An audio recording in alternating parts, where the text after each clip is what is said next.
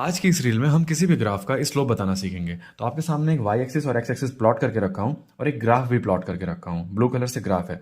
अलग अलग पॉइंट पे आपको स्लोप बताना है। तो स्लोप बताने के लिए एक सिंपल सा कॉन्सेप्ट बताने जा रहा हूँ कि अगर भी कहीं कहीं भी आप डाउन हिल जा रहे हैं तो निगेटिव स्लोप बोल देना। अप हिल जा रहे हो तो पॉजिटिव स्लोप बोल देना। और कहीं भी अगर आप फ्लैट बैठे हो तो वहाँ पे जीरो स्लोप बोलना।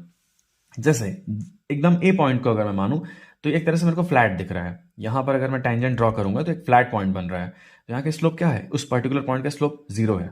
अगर बी पॉइंट की बात करता हूँ तो बी पॉइंट पे मैं देखूंगा कि मेरा स्लोप कैसा जा रहा है, थोड़ा सा डाउन हिल है। तो आप क्या बोलोगे? यहाँ का स्लोप क्या है? निगेटिव। फिर सी पॉइंट पे आप देखो, सी पॉइंट पे ऐसे लाइन ड्रॉ कर लो, फ्लैट पॉइंट बना तो जीरो स्लोप बोलोगे। डी पॉइंट पे अगर मैं ऐसे प्लॉट करूं लाइन तो ये एक अप हिल लाइन है। तो यहाँ पर स्लोप क्या है? पॉजिटिव है। और ई पॉइंट में फिर से स्लोप क्या आ गया? जीरो, क्योंकि फ्लैट पॉइंट बन रहा है। तो अगर आपको ये कॉन्सेप्ट समझ में आए तो इससे मिलते जुलते एक सवाल है आपके लिए। The displacement time graph of a moving particle is shown. ठीक है, डिस्प्लेसमेंट टाइम ग्राफ है। द इंस्टेंटेनियस वेलोसिटी, ध्यान रखना इंस्टेंटेनियस वेलोसिटी की बात हो रही है, of the particle is negative at the point.